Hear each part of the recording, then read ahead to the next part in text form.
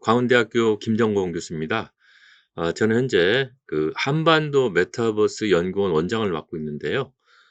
오늘 강의 드릴 이 한반도 메타버스와 강원도라는 주제에서 가장 중심축인 이 한반도 메타버스의 전체적인 뭐 연구 목적이라든가 또 연구 배경이라든가 그런 차원에서 연구라는 이 한반도 메타버스 연구원을 책임을 맡고 있는 사람입니다. 그래서 오늘 여러분들한테 인제 한반도 메타버스와 강원도라는 주제로 강의를 하게 되겠는데요. 대략 5 챕터로 이루어지게 될 것 같습니다. 첫 번째는 한반도라는 공간의 미학적 의미를 살펴보고요. 두 번째는 그 한반도 메타버스의 일종의 당위론, 당위론에 대해서 인제 우리가 언급이 좀 될 겁니다. 그리고 인제 또 인제 세 번째가 그 한반도에서 존재론, 존재론이라는 것은 현재 있는 상태 이런 개념이겠죠. 한반도 메타버스가 어떻게 인제 이루어지고 있는지, 그리고 인제 미래에 대해서 우리가 어떤 방향성을 가져야 되냐 이런 얘기를 제가 제목을 미래와 꿈을 향한 변주곡이라는 좀 추상적이지만은 그런 제목을 정해서 지금을 진행을 해볼 계획을 가지고 있습니다. 그리고 인제 결정적으로 인제 마지막에 그 특별한 주제인 한반도 메타버스와 강원도라는 개념에서 이 한반도 메타버스가 이제 구성이 되고 구축이 되면은 이 강원도가 어떤 역할을 해야 되는지를 인제 말씀을 드려보기로 하겠습니다. 자, 그럼 먼저 제가 인제 여러분들한테 강조하는 거 자체는 그 인제 어떤 개념보다는 그 결정적으로 한반도가 우리 남북 통일에 대한 문제로서 굉장히 중요한 하나의 근거가 되겠고, 그것이 인제 어떻게 갈 것인가 얘기를 하는 건데, 저는 이런 관점을 크게 두 가지로 얘기를 하는 건데요. 첫 번째는 좀 고개를 들어라. 다른 말로 하면 통일 문제가 너무 그동안 답답하고 힘든 국제 정치 영역에서 이루어지다 보니까 그런 문제에 대해서 조금은 넓은 시야로 보면서 좀 재미있고 의미를 다져가는 좀 역동적인 개념, 또 역사의 리듬을 타는 개념에서의 어 그런 관점을 좀 견지해라 이런 개념이고요. 제가 이제 "조선이 망하냐?" 이런 얘기를 했는데, 여러분들 한국이 1910 년대에 일제 강점기가 돼 가지고 나라가 망하는 경험을 했지만은 앞으로 그런 경우는 없는 거죠. 인제 우리가 인제 우리 그 선배들이, 역사의 선배들이 나라가 멸망하는 시점에서 식민지와 냉전을 겪으면서 갖은 고초를 겪고 뭐 전쟁을 또 겪었고, 그래서 한 300만의 인구가 또 죽게 되고, 그래서 참 슬픈 일이 있었고, 또 일제 강점기에서는 수많은 사람들이 코리안 디아스포라라고 해 가지고 중국에는 조선족 동포들, 또 러시아에는 까레이스키 동포들, 그리고 일본엔 자이니치라고 하는 사람들, 그리고 뭐 코리안 아메리칸, 기타 세계 여러 나라에 안 사는 나라가 없이 퍼져 사는데, 이런 개념을 겪다 보니까 우리 나름대로 아주 강인한 그 내성이 생겼습니다. 그 내성이 생겼다고 생각해 볼 때는 '한국은 다시는 안 망한다.' 그런 차원에서 우리가 마음껏 통일의 상상력을 꿈꿔야 되고, 그것이 결국은 한반도의 그 미래를 결정하는 특별한 사안이라고 할 수가 있습니다. 그래서 저는 이 한반도 통일 메타버스라는 이런 개념에 여러분들의 구체적인 의지를 반영하는 것이 대단히 중요하다고 생각합니다. 그래서 오늘 강의도 아마 그렇게 진행이 될 건데요. 그러다 보니까 여러분들 어떤 것보다 더 중요한 것은 인제 '메타버스가 그럼 뭐냐?' 이거부터 알아보기로 하겠습니다. 현재 우리가 디지털 시대라고 합니다. 디지털 시대. 이 디지털 시대라는 개념은 어떤 개념이죠?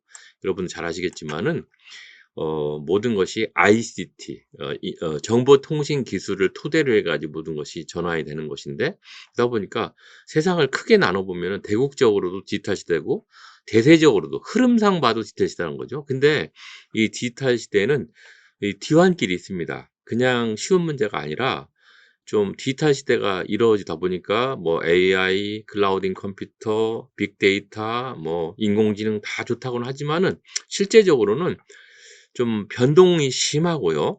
그리고 불확실하고요. 그리고 아주 복잡하고요. 아주 모호하다는 거죠. 그러니까 어떻게 보면은 디지털 시대가 됐다고 하지만 예고 없이 극단적으로 변화할 수 있는 이런 변화가 많고요. 두 번째는 이슈나 사건에 대해서 경험하기 전까지는 예측이 불가능하다는 거죠. 그리고 상호작용이 심해지고 의존하는 서로 다른 복합적인 양상이 많이 일어난다는 거죠. 그리고 다양한 방식으로 해석할 수 있는 여지가 많고 그리고 이런 상황이 이제 복잡하다는 거예요. 근데 이렇게 이 디지털이 왔건만 이렇게 복잡하고 불확실하고 또 변동이 심하고 모호한 요런 개념에서 어떻게 세상을 이끌어 나갈 것인가 이게 또 중요한 화두입니다. 그래서 최근에는 또 이 메타버스란 말이 유행을 하고 있는데요. 여기서 메타란 말은 우리가 초월이란 뜻이겠죠. 그다음 이제 버스는 유니버스의 준말입니다. 이 합성어인데요. 그러니까 초월되는 세상이니까 어떻게 보면은 이 거침이 없는 거죠. 이렇게 어떻게 보면은 규정하기도 모호할 정도로 한 건데 요거는 1992년도에 미국의 SF 작가인 닐 스티븐슨이라는 사람의 소설인데요. 스노우 크리스라는 소설에서 이게 처음으로 언급된 개념인데요. 내용은 시공간을 초월하는 새로운 미래 공간이자 현실과 가상의 경계가 사라진 세계라는 것이죠.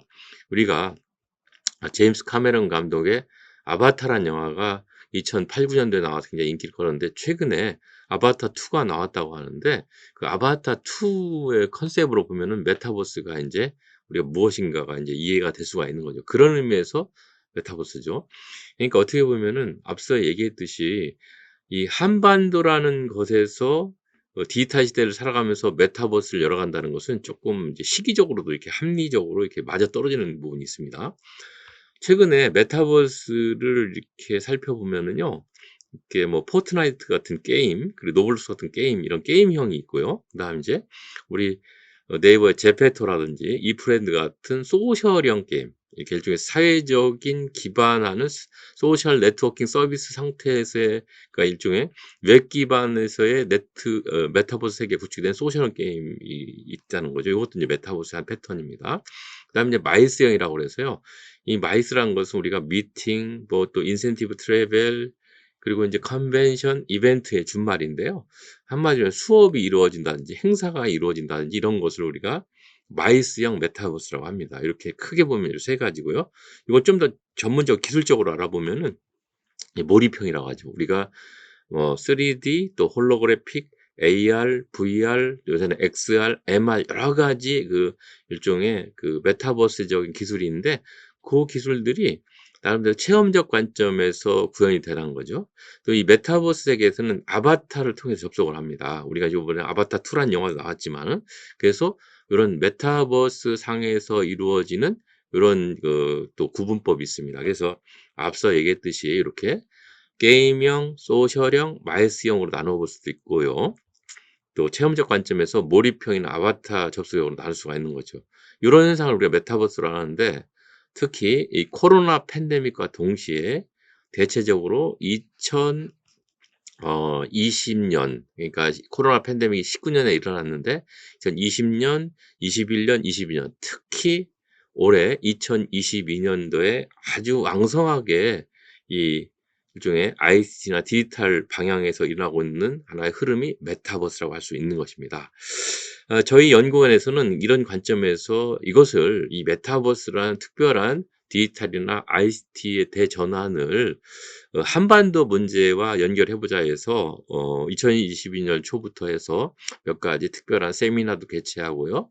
이렇게 뭐 북한 인권 문제도 메타버스 다뤄보기도 하고 통일 정책에 대해서 검토돼 보기로 했습니다. 그러니까 주로 이거는 아까 내 얘기했던 요 이 마이스형 관점에서 우리가 이제 메타버스의 새로운 문화를 열고 있다고 할 수가 있겠습니다. 그래서 이렇게 이제 했고요. 이렇게 참여한 사람들 이렇게 이제 어떻게 보면은 요런 그 무슨 대회하는 공간처럼 여기서 이제 메타버스로 발표를 하고 여기서 또 상호작용을 하고 그런 개념이죠. 이건 지난번에 2월 달에 국회에서 이렇게 이루어졌던 일인데 여기에 참여했던 분들이 뭐 장관으로도 가시고 그래가지고 앞으로 메타버스에 관심이 지금 굉장히 늘고 있다고 제가 말씀을 드릴 수가 있겠습니다. 근데 이 메타버스를 어렵게 생각하지 마세요. 이쪽에 이제 플레이 투 더 언이죠. 뭐냐면은 메타버스 서비스 이용하는 결과가 경제적 수익으로 이용이 된다는 거죠. 어렵게 생각하지 마요. 우리 롤게임이 나오는 거죠. 이렇게 여러분들. 이런 게임들이 가상현실에서 이 아바타들이 상주하면서 가상 기반의 현실 사회를 구축하는 것이 메타버스죠. 그러니까 우리가 게이미피케이션. 그러니까 기존에 있었던 게임이 좀 더 사회적 개념에 아니면은 문화적 개념에 경제적 게임으로 확대 재생산되는 것이 새로운 현실, 디지털 현실이 이제 메타버스라는 개념이 중요한 겁니다. 그래서 여러분들 이제 제가 그래서 이제 요렇게 볼 수가 있어요.